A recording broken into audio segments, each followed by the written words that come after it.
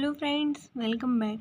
आज हम इस वीडियो में जो टॉपिक देखने जा रहे हैं वो सॉलिड स्टेट फिजिक्स का सब टॉपिक है Indian philosophy on the 5 basic elements पंच महाभूता।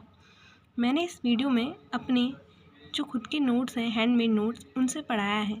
साथ ही में मैंने, जिससे कि आपको ईजी हो सके नोट्स पढ़ने में और समझने में, मैंने इसमें अपने नोट्स की जनरेटेड इमेज भी डाली है, जिससे कि आपको अच्छे से राइटिंग समझ में आए और आप अपने नोट्स बना सकें। तो चलिए वीडियो आगे बढ़ाते हैं। पंच महाभूता वर्ड का कॉन्सेप्ट हमें एंशिएंट इंडियन फिलॉसफी में मिलता है। अगर हम पंच महाभूता शब्द को डिवाइड करते हैं तो इसको हम 3 शब्दों में डिवाइड कर सकते हैं। पहला है पंच, जिसका मतलब है 5। दूसरा है महा, जिसका मतलब है ग्रेट। और लास्ट है भूता, इसका मतलब है ऐसी कोई भी चीज़ जिसका एग्जिस्टेंस है, जो एग्जिस्ट करती है। हमारे जितने भी एंशिएंट फिलोसफर थे उनका ये मानना था कि जितनी भी चीज़ें एग्जिस्ट करती हैं इस अर्थ में, यूनिवर्स में, वो 5 चीज़ों का कॉम्बिनेशन है, जो अलग अलग यूनिक कॉम्बिनेशन से आई हैं और जो हमें अलग अलग दिखाई देती है। लेकिन वो सब चीज़ों का बेसिक सोर्स या फिर बेसिक क्रिएशन का जो फॉर्म है वो 5 चीज़ें ही हैं। तो इंडियन फिलॉसफी में इन 5 महाभूता को ग्रेट एलिमेंट्स माना गया है, जो फाउंडेशन है सभी कॉस्मिक क्रिएशंस की। अगर हम बात करते हैं कि जितने भी एग्जिस्टेंस या फिर कोई भी ऑब्जेक्ट एग्जिस्ट कर रहा है उसके पास एक यूनिक मिक्सचर होता है इन 5 एलिमेंट्स का। अगर हम इन 5 एलिमेंट्स या फिर पंच महाभूता की बात करते हैं तो वो है हमारे पास आकाश, वायु, अग्नि, जल, पृथ्वी। ये हमारे पास 5 बेसिक एलिमेंट्स हैं। अब देखते हैं कि हम कैसे 5 इन एलिमेंट्स से रिलेट कर पाते हैं। तो सबसे पहले है हमारे पास आकाश। आकाश का इंग्लिश में मतलब होता है स्पेस। तो जितने भी ऑब्जेक्ट बने हैं कॉस्मिक, उन सब के पीछे सबसे पहले हमें क्या चाहिए? Empty space. जब हमारे पास स्पेस होगा तभी हम दूसरी चीज़ को बनने के लिए जगह दे पाएंगे, रूम दे पाएंगे कि वो अपनी एग्जिस्ट कर पाए और वहाँ से चल पाए। जो आकाश है इसका सीधा रिलेशन हमारे हियरिंग से होता है। अब हमारा नेक्स्ट है वायु। वायु का मतलब इंग्लिश में होता है एयर।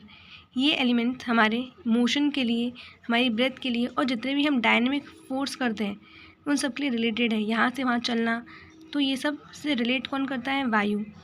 और वायु जितने भी मूवमेंट के साथ साथ ये हमारे जो सेंस से रिलेटेड है वो है टच सेंस। अब हमारा नेक्स्ट है अग्नि। अग्नि मतलब फायर। फायर से हम क्या समझते हैं? हीट, लाइट और ट्रांसफॉर्मेशन। तो ये अग्नि क्या करती है? एक स्टेट को दूसरे स्टेट में कन्वर्ट कर देती है और ये रिलेट करती है साइट से, यानी हमारे देखने से। नेक्स्ट हमारे पास जल यानी वाटर। ये ऐसा लिक्विड है जिसके पास कोहेसिव फोर्स है, जो किसी भी दो चीज़ों को जोड़ने का काम करती है, जो अलग अलग होते हैं, फ्लूइडिटी और बाइंडिंग। और ये जिस सेंस से रिलेटेड है वो है टेस्ट। हमारे पास नेक्स्ट है पृथ्वी यानी अर्थ। पृथ्वी किसी भी चीज़ को सॉलिड बनाती है। जितनी भी चीज़ें हम अपने आसपास देखते हैं उनमें स्टेबिलिटी, मास, वेट, ये सारी चीज़ें पृथ्वी से ही आती हैं। और पृथ्वी जिस सेंस से रिलेटेड है वो है स्मेल। अभी हमने पंच महाभूता का जनरल कैरेक्टरिस्टिक देखा था।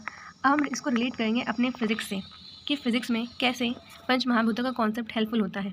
तो क्रिस्टलोग्राफी में हम पढ़ते हैं study of how atoms are ordered inside solid matter. किसी भी मैटर में जो स्ट्रक्चर बन रहा है एटम्स का वो किस टाइप का है, इस सब की स्टडी हम क्रिस्टलोग्राफी में करते हैं। और जो 5 एलिमेंट्स हैं हमारे पास, ये एक्सप्लेन करते हैं कि कोई भी क्रिस्टल किस तरह से फॉर्म है, किस तरह से बाइंड है और किस तरह से वाइब्रेट करेगा। सबसे पहले हमारा आता है आकाश यानी स्पेस। तो क्रिस्टोग्राफी जो स्टार्ट हो रही है वो एम्प्टी स्पेस से स्टार्ट होती है, एम्प्टी 3D स्पेस से। तो वो रिप्रेजेंट कर रहा है हमारे आकाश को। तो आकाश हमें यूनिट सेल की वॉल्यूम बताता है, उसमें जो वॉइड है वो बताता है, किस तरह से वो पैक्ड है एटम्स, ये भी बताता है। फिर हमारे पास नेक्स्ट है पृथ्वी। पृथ्वी क्या करती है? ये क्रिस्टल लैटिस के जो पॉइंट्स हैं उनको रिप्रेजेंट करती है। जैसे कि आप इस डायग्राम में देख सकते हैं, ये जो पॉइंट्स हैं ये एटम्स हैं और यही पृथ्वी रिप्रेजेंट करती है। और ये हमें किसी भी क्रिस्टल का रिजिड फॉर्म देती है, उसकी हार्डनेस देती है। अदरवाइज़ जो क्रिस्टल का शेप हम देखते हैं वो हम नहीं देख पाएंगे। हमारे पास नेक्स्ट है जल। जल जो है वो इंटर एटॉमिक बाइंडिंग फोर्स है, यानी जो क्रिस्टल हमारा सॉलिड फॉर्म में आने के बाद जो बाइंड रहता है बाकी सरफेसेस से, ये हमें जल रिप्रेजेंट करता है। एटम के जो फॉर्म है वो जो क्रिस्टल है वो फॉर्म ही नहीं हो पाएगा अगर उसके पास कोई बाइंडिंग मीडियम नहीं होगा।